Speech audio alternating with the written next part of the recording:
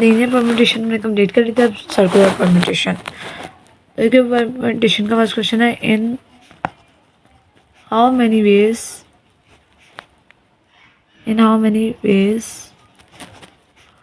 Can 5% be seated at आ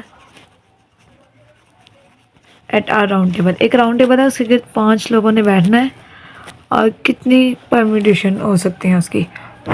अब circular table है, सबसे पहले डायग्राम बना लेते हैं कि ए बी सी डी और ई, ये 5 पर्सन हैं। अब ए किसी एक जगह पे कोई भी पॉइंट अब फिक्स नहीं है इस सर्कल पे, एक पॉइंट फिक्स करके फिर उसके अकॉर्डिंगली बाकी सारे अपनी पोजीशन चेंज कर सकते हैं। ए का फिक्स कर दिया, बाकी ये सारे अपनी अपनी पोजीशन चेंज करते रहेंगे। तो टोटल परम्यूटेशन कितनी होगी, 4 फैक्टोरियल। तो लिखना ऐसे है, let A B C D and E are 5%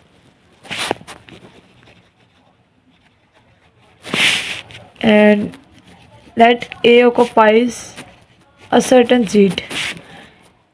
क्योंकि जब तक एक सीट ऑक्यूपाई नहीं होगी उसके सर्कल में तमाम पॉइंट्स की जो पोजीशन होती है इक्वी डिस्टेंट होते हैं, तो तब जब तक एक पोजीशन ऑक्यूपाई नहीं हो तब तक सर्कल में हम उसके रेफरेंस से बता नहीं सकते ये कितने अरेंजमेंट हो सकते हैं। तो एक को फिक्स करना ज़रूरी है। अ certain seat and remaining 4 person, अब बाकी 4 पर्सन उनकी परम्यूटेशन होगी, वो अपनी पोजीशन चेंज कर सकते हैं। 4 persons will be permutating seats among themselves। अब वो अपनी सीट्स चेंज कर रहे हैं, तो कितनी परम्यूटेशन होंगी, 4 factorial. Hence the number of arrangements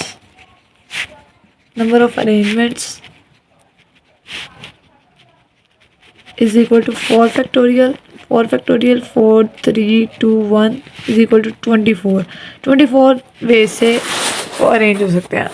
linear factorial और सर्कुलर फैक्टोरियल सिर्फ कंडीशन का फ़र्क है कि इसमें एक को फिक्स करना पड़ेगा और बाकी भी सबको करना पड़ेगा, लेकिन उसमें जो लीनियर है उसमें एक को फिक्स करने की ज़रूरत नहीं होती, वो सारे के सारे ही परम्यूटेट कर सकते हैं। Next question is, in how many ways a necklace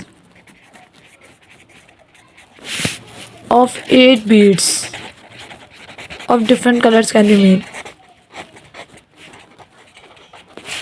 अब 8 बीड वाला नेकलेस है और वो कितने तरीक़ों से अरेंज हो सकते हैं, उसमें 8 बीड्स लगाने और डिफरेंट कलर्स के, तो कितनी परम्यूटेशन बन सकती हैं। टोटल नंबर ऑफ बीड्स क्या है, 8। टोटल नंबर ऑफ बीड्स 8 है। तो नंबर ऑफ बीड्स और नंबर ऑफ पर्सनस, इसमें ज़्यादा डिफरेंस नहीं होगा कि नंबर ऑफ बीड्स वैसे ही अरेंज होंगे जैसे अरेंजमेंट ऑफ पर्सन को हम कंसीडर करते हैं around a table. So the number of such necklaces, the number of necklaces fixing one of the beads, इनमें से किसी भी एक बीड को फिक्स कर लिया जाए तो बाकी नेकलेसेस का अरेंजमेंट होगी 7 factorial. A B C D E F G H, ये 8 बीड्स अरेंज हो गए हैं, लेकिन ये 7 फैक्टोरियल में ना ये अरेंजमेंट सारी की सारी अरेंजमेंट्स आ जाएंगी, यहाँ तक कि फ्लिप करने के बाद तक की अरेंजमेंट्स। अब बी अगर इस साइड पे आ जाए, B C D E F G H, अब 1 और 2 बिल्कुल एग्जैक्टली एक जैसे हैं। अगर ए के साथ बी है और ए के दूसरी साइड पे एच है, ए के साथ बी है दूसरी साइड पे एच है, तो ये जो 7 फैक्टोरियल परम्यूटेशन आई हैं, ये इन दोनों को कंसीडर करते हुए आई हैं, लेकिन हमें डिफरेंट अरेंजमेंट चाहिए। तो ये दोनों सेम अरेंजमेंट्स हैं, तो 7 फैक्टोरियल को 2 से डिवाइड करना पड़ेगा, क्योंकि ये डबल होके हमारे पास आएंगे अरेंजमेंट्स। जैसे ये है, अगर इसको हम लोग फ्लिप कर दें ऐसे, तो ये और ये बिल्कुल सेम है, इनमें कोई डिफरेंस नहीं है। तो ये है कि इस तरह परम्यूटेशन डबल हो के आई हुई है असल में। तो वो परम्यूटेशन जो डबल हो के आई हुई है, अब हमने डिफरेंट परम्यूटेशन निकालने हैं, तो हम इसको 7 फैक्टोरियल के 2 से डिवाइड करते हैं। यहाँ लिखेंगे bye flipping the necklace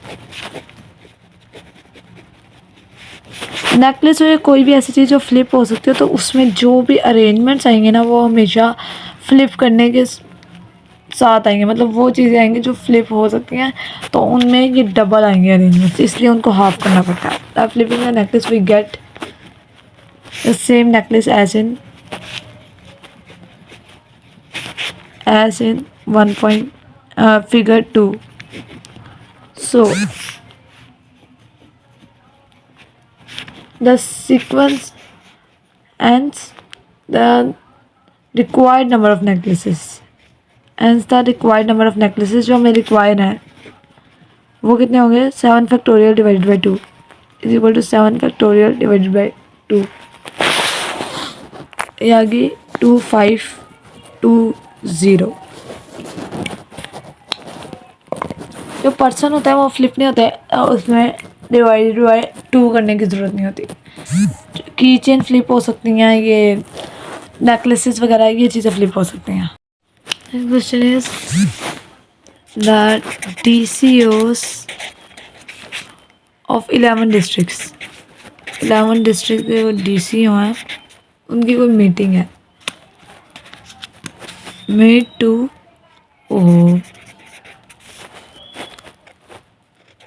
to discuss law and other situation in different district. तो ये इससे हमारा क्वेश्चन से कोई ख़ास कंसर्न नहीं है।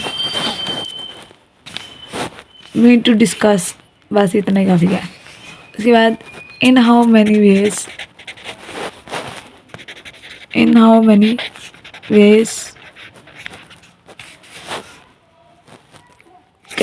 they can be seated at a round table। ये राउंड टेबल के गए दिन सब ने बैठना है, 11 डिस्ट्रिक्ट के हेड हैं, तो लेकिन 2 इनमें से एक साथ बैठना चाहते हैं। when 2 DCOs insisted on sitting together। अब जो 2 DCOs हैं वो साथ बैठना चाहते हैं, बाकी सबकी अरेंजमेंट चेंज हो सकती है। तो टोटल नंबर ऑफ वेज ये कितनी उसमें अरेंजमेंट में हो सकते हैं? 9 फैक्टोरियल, क्योंकि 11 में से 2 ने अपनी पोजीशन फिक्स कर लिया है, ठीक है। तो ये कितनी उसमें फिक्स हो कितनी उसमें अरेंज हो सकता है? 9 फैक्टोरियल। लेकिन ये जो 2 ने अपनी पोजीशन फिक्स किया है, ये भी तो अपनी पोजीशन चेंज कर सकते हैं। जैसे अगर ये A पर्सन है और B पर्सन है, तो बाद में B के साथ भी 9 फैक्टोरियल वो बनेंगी परम्यूटेशंस, और BA के साथ भी 9 फैक्टोरियल परम्यूटेशन बनेंगी। अगर सर्कल बनाते हैं तो वो 11 वो बनेंगे, बना ही लेते हैं सर्कल। 1 2 3 4 5 6 7 8 9 10 11। अब ये A भी एक साथ बैठे हुए हैं, बाकी सबकी पोजीशन चेंज हो जा रही है। C D E F G H I J K।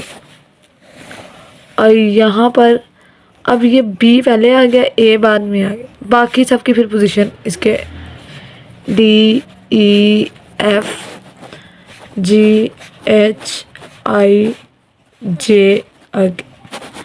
तो ये दोनों ने अपनी पोजीशन चेंज कर लिया, और इनके रिलेटिव अब ये B के साथ K है। यहाँ पर A के साथ K था और A की दूसरी साइड पे B था।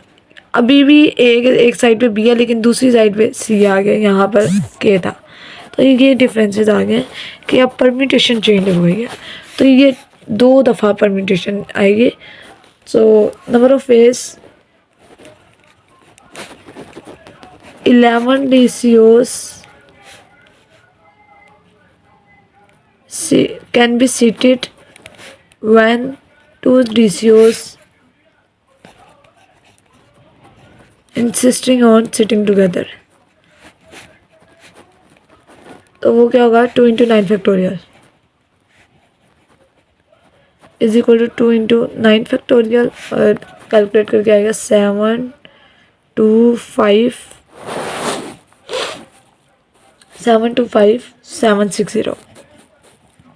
इतनी परम्यूटेशन आएंगे। अब एक और क्वेश्चन है, इन हाउ मैनी वेज, अब की चेन के बारे में क्वेश्चन है, इन हाउ मैनी वेज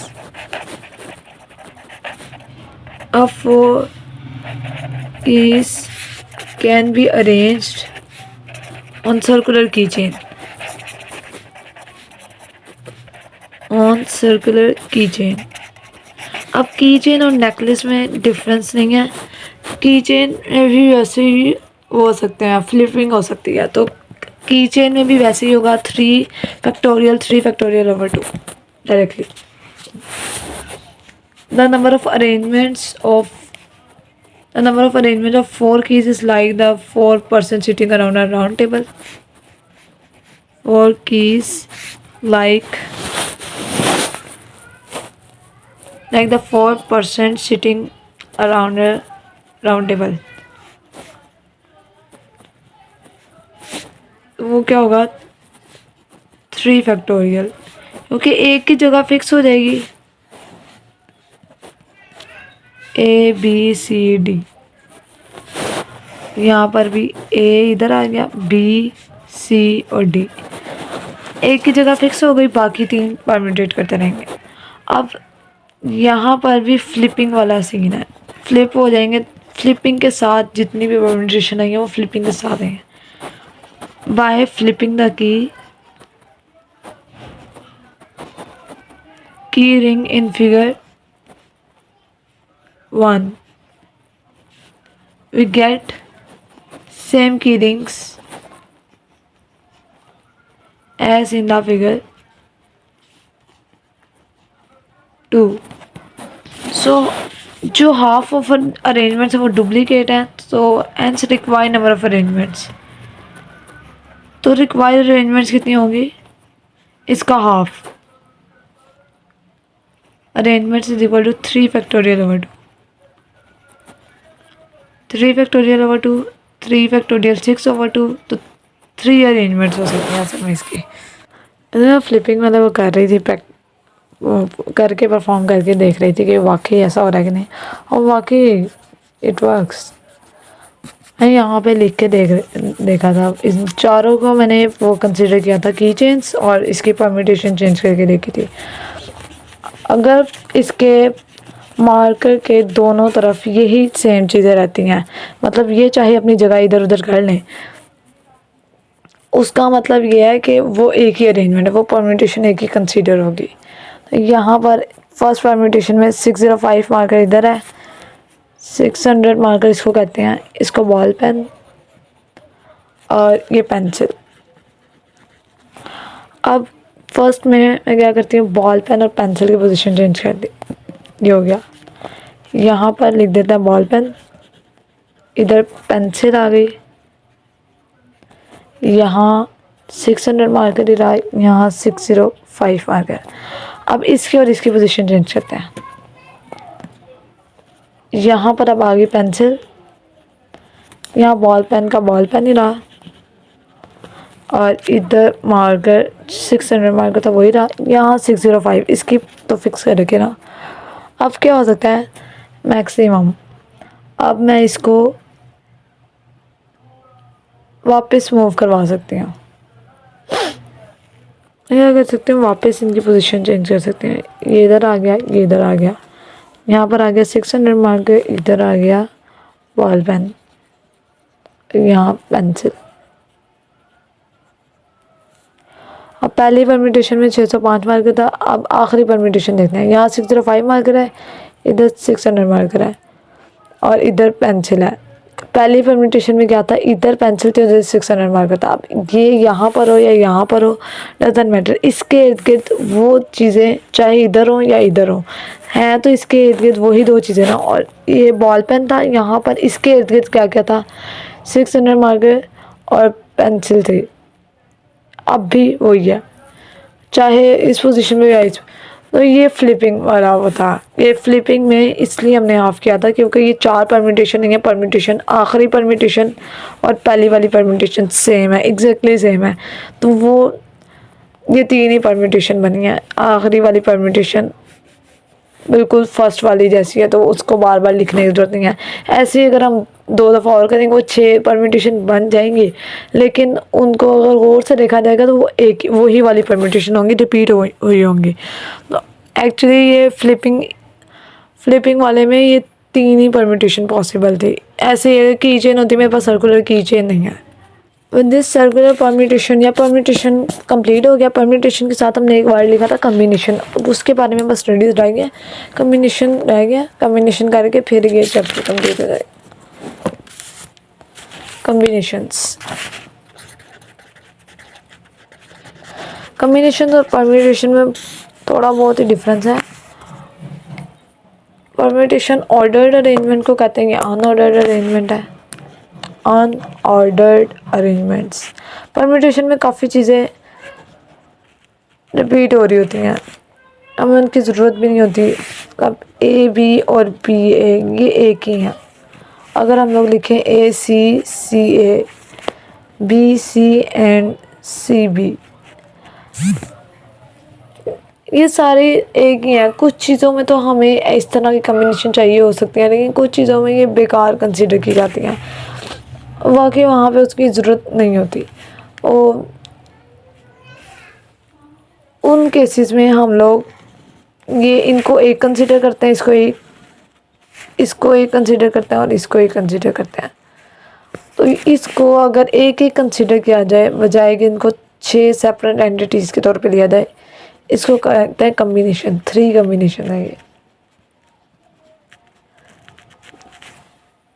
वैसे भी कम्बिनेशन नॉर्मली भी लफ्ज़ यूज़ होता है कि इसका इसके साथ कम्बिनेशन बनाते हैं इसके। तो जो चीज़ें अगर वो सेम हो, रेड और ब्लू और रेड, तो एक ही चीज़ है।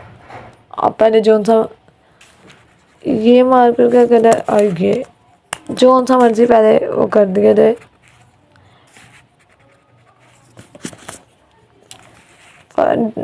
डिफरेंस नहीं बढ़ता, लेकिन नंबर्स में डिफरेंस पड़ता है। नंबर्स में परम्यूटेशन को हम इग्नोर नहीं कर सकते, लेकिन अल्फ़ाबेट्स वगैरह में इन चीज़ों में कम्बिनेशन परम्यूटेशन को इग्नोर किया जाता है, बल्कि परम्यूटेशन उस टाइम पे अजीब ही लगती है। लेकिन नंबर्स में 1 2 और 2 1 ये डिफरेंट चीज़ है। और अगर यहाँ पे 3 1 1 3 ये भी डिफरेंट टर्म है। और 2 3 और 3 2, अब नंबर्स डिफरेंट ही होते हैं, तो नंबर्स के केस में परम्यूटेशन ही मोस्टली यूज़ होती है। और परम्यूटेशन की वहाँ पर बहुत ज़्यादा वैल्यू है जो नंबर प्लेट्स वगैरह में। लेकिन आम अल्फ़ाबेट्स में, कलर्स में, इन चीज़ों में परम्यूटेशन की ज़रूरत नहीं होती, कम्बिनेशन चल जाते हैं। बल्कि परम्यूटेशन समटाइम्स इरिटेटिंग काम हो जाता है।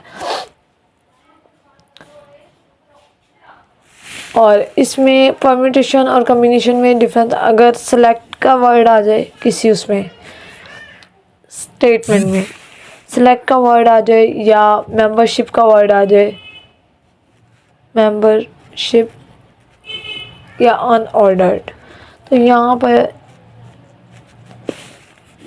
इसका मतलब होता है कि ये कम्बिनेशन के बारे में बात हो रही है।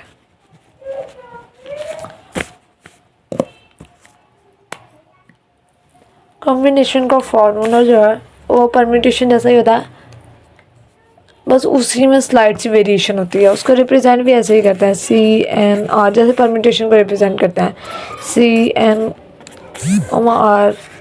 और NRCN, ऐसे ही ये सब कुछ रिप्रेजेंट होता है जैसे वो होते हैं परम्यूटेशन, बस उसमें P होता है परम्यूटेशन का, भी यहाँ कम्बिनेशन का C यूज़ होता है। इसका फार्मूला और परम्यूटेशन के फार्मूले में सिर्फ एक और फैक्टोरियल का डिफरेंस है, n factorial over n minus r factorial. This is the formula of permutation. यहाँ तक परम्यूटेशन का फार्मूला होता है, लेकिन इसके आगे ही सिर्फ r फैक्टोरियल का एडिशन कर दिया जाए। ये फार्मूला किसका, परम्यूटेशन का। अगर इसी के आगे r फैक्टोरियल का एडिशन कर दिया जाए तो ये परम्यूटेशन के बजाय कम्बिनेशन का फार्मूला बन जाता है। और जो कम्बिनेशन होती है वो हमेशा परम्यूटेशन से कम होता है। परम्यूटेशन ज़्यादा है क्योंकि और फैक्टोरियल यहाँ डिवाइड हो रहा है, और जो चीज़ डिवाइड हो रही है वो मतलब वैल्यू को कम करती है, छोटा कर देती है। वैसे भी कम्बिनेशन हम अगर ये 3 थे तो परम्यूटेशन ये 6 थे, तो नंबर ऑफ परम्यूटेशन हमेशा ज़्यादा होते हैं कम्बिनेशन से, is always greater than number of combination. Geometrical figures जो होते हैं उनमें मोस्टली कम्बिनेशन यूज़ होते हैं, उसमें परम्यूटेशन यूज़ होते हैं। ट्रायंगल ए बी सी, तो वो ए की दोनों साइड्स पे देखा जाता है कि बी और सी ही है ना। अगर वो बी और सी ही हो दोनों साइड्स पे, फिर चाहे ऊपर नीचे जहाँ मर्जी पोजीशन चेंज हो जाए, उससे डिफरेंस नहीं होता। इन केस ऑफ परम्यूटेशन और कम्बिनेशन थोड़ा थोड़ा सा डिफरेंस है। सी एन आर, अगर एन और आर बराबर हो जाए तो क्या होगा, इसकी वैल्यू एन और आर अगर बराबर हो जाए तो उसकी वैल्यू 1 आती है। सी एन एन भी लिखा जा सकता है इसको, जबकि परम्यूटेशन के केस में P N is equal to N factorial होता है। यहाँ पर 1 कैसे आ जाता है, N factorial over N minus N factorial into, ये भी एन फैक्टोरियल है ना आर, अब ये तो 0 फैक्टोरियल एन फैक्टोरियल से कट गया, 1 ओवर 0 फैक्टोरियल, 0 फैक्टोरियल 1 के बराबर होता है। दूसरा सी एन अगर आर 0 के बराबर हो जाए, इफ़ आर 0 और अगर यहाँ N is equal to R, तो परम्यूटेशन और कम्बिनेशन अब यहाँ पर सेम होती है, वो दोनों 1 के ही बराबर होता है। ये वैल्यूज पुट करके इजीली हो सकता है। N factorial over N minus 0 factorial into 0 factorial, N factorial over N factorial into 0 factorial, ये कट गया, 1 ओवर 0 फैक्टोरियल, तो ये आ गया 1। कॉम्बिनेशन के क्वेश्चन सी 12 3, एन इसमें क्या है 12 है और आर 3 है। C 12 3 is equal to n factorial over n minus r factorial into r factorial is equal to 12 factorial over 12 minus 3 factorial into 3 factorial, 12 factorial over 9 factorial into 3 factorial is equal to 12 11 10 9 factorial over 9 factorial into 3 2 1, 9 factorial से 3 4 the 12 2 to the 4 is equal to 220, 2 11 है 22 और 10 220 हो गया। Next question is find the value of n।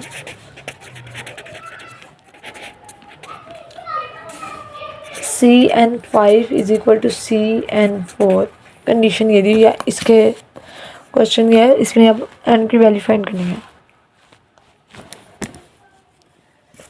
Cn5 किसके बराबर आएगा, Cn5 is equal to Cnr n factorial over n minus r factorial into r factorial, यहाँ पर भी यही formula, n minus r factorial into r factorial, n factorial ऐसे कैसे, n minus 5 factorial into 5 factorial is equal to n factorial over n minus 4 factorial into 4 factorial.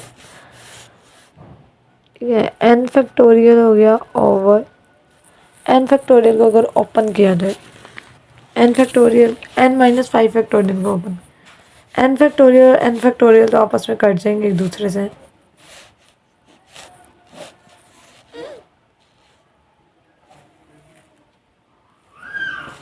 ये दोनों cut हो गए और ये क्रॉस मल्टीप्लिकेशन हो गई यहाँ पे, n minus 5 factorial into n minus 4 factorial into 4 factorial is equal to n minus 5 factorial into 5 factorial.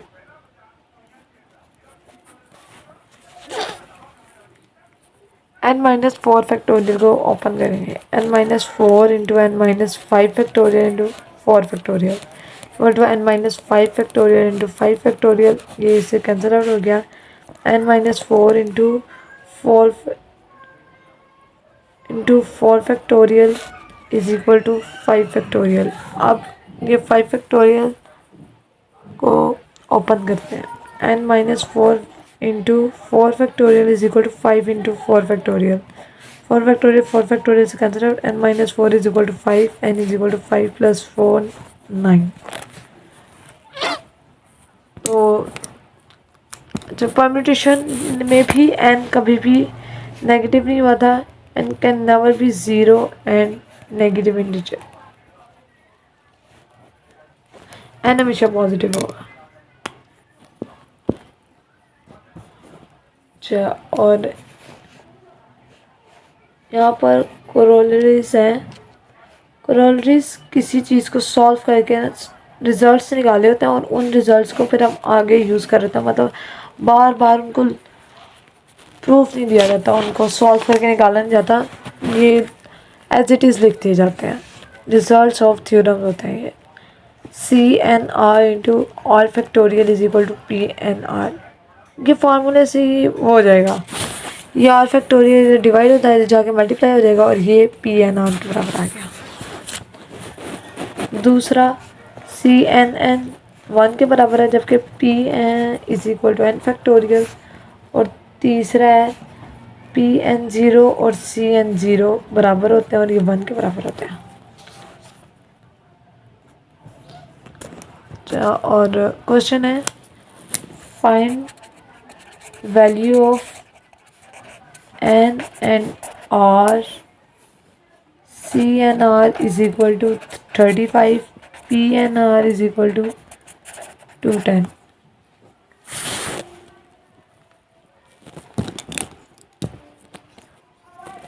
CNR dot R factorial is equal to PNR।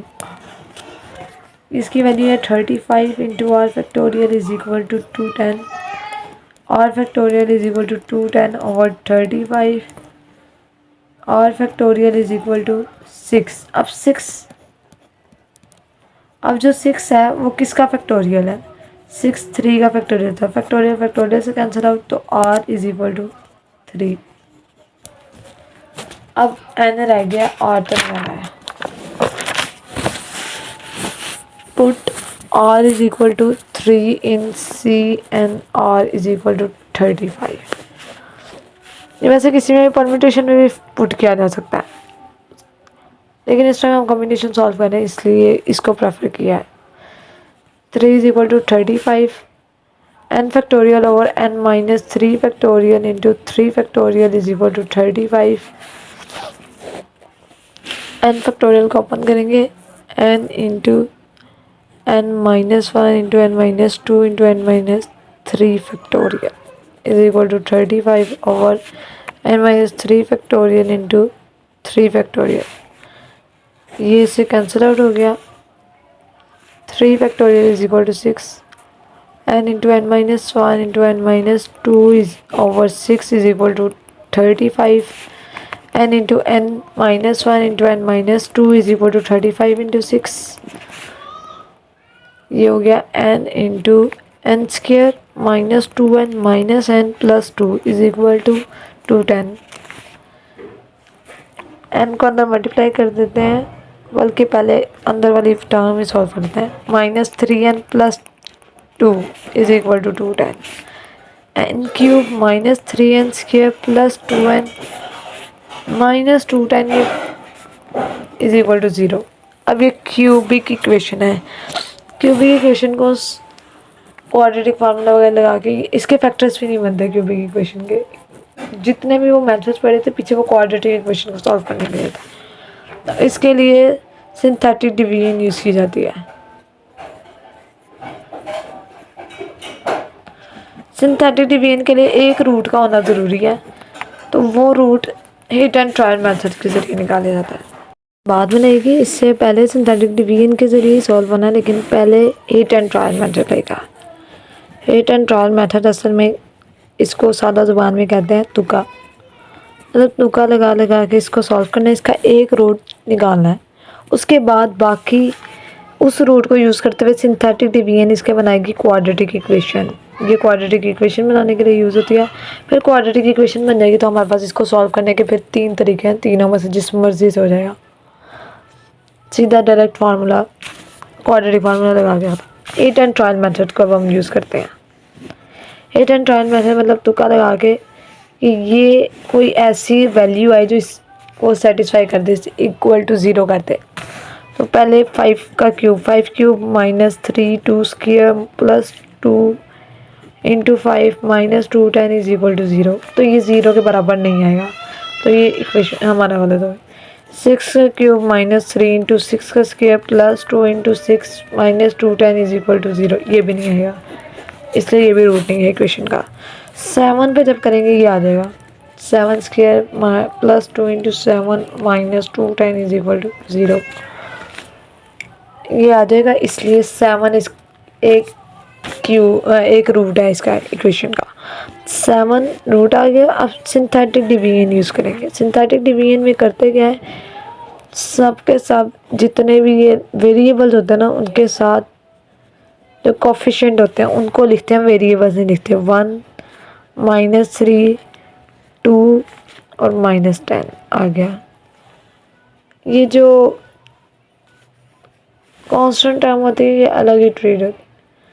Constant term होती है, अगर ये इक्वेशन का रूट हो ना तो यहाँ पर 2 10 आता है और ये कैंसिल हो जाती है। इसका रूल होता है फर्स्ट वाली रकम ऐसी कैसी नीचे आ जाती है, फिर ये इससे मल्टीप्लाई होता है। 7 1 7 -3 + 7 तो ये आ गया 4 4 7 28। जो भी चीज़ होगी यहाँ पर वो इसके साथ मल्टीप्लाई होगी और बाकी आपस में सॉल्व होंगे। 28 और 2 30 30 3 7 21, तो ये 2 10 आ गया। ये कट गया आपस में, इज इक्वल टू 0 0 ही रिमाइंडर आना चाहिए था। अगर 0 ना आए तो मतलब ये रूट नहीं था इक्वेशन का, ये गलत था रूट। ये वैसे चेक करने का तरीका भी होता है। सिंथेटिक डिवीजन से अब क्वाड्रेटिक इक्वेशन बन गई कैसे, ये है क्वाड्रेटिक इक्वेशन हमारी। ये अब ये कांस्टेंट है, ये n है और ये n स्क्वायर है। n square plus 4n plus 30 is equal to 0। a इसमें 1 है, b 4 है और c 30 है। अब क्वाड्रेटिक फार्मूला लग जाएगा x is equal to -b plus minus under b square minus 4ac over 2a। x is equal to -4 plus minus under 4 का square minus 4ac over 2a। -4 plus minus 16 minus 4 3 12। x is equal to -4 plus minus -104 over 2 हो गया। तो -4 plus minus √104 iota over 2। n कभी भी negative में नहीं हो सकता। यहाँ तो नेगेटिव तो क्या, वो रियल नंबर में भी नहीं रहा है, तो ये तो वैसे ही रूट गलत है दोनों। So we neglect this root and n 7 के बराबर है और r इज इक्वल टू 3। लेकिन ये सारे स्टेप्स करने हैं क्योंकि प्रोफेशनल डिग्री लेवल है और सवाल के नंबर होते हैं, सवाल में हर स्टेप के नंबर होते हैं। तो अगर क्यूबिक इक्वेशन आ गई उसको सॉल्व करना पड़ेगा, तो इसलिए स्टेप्स छोड़ने नहीं हैं।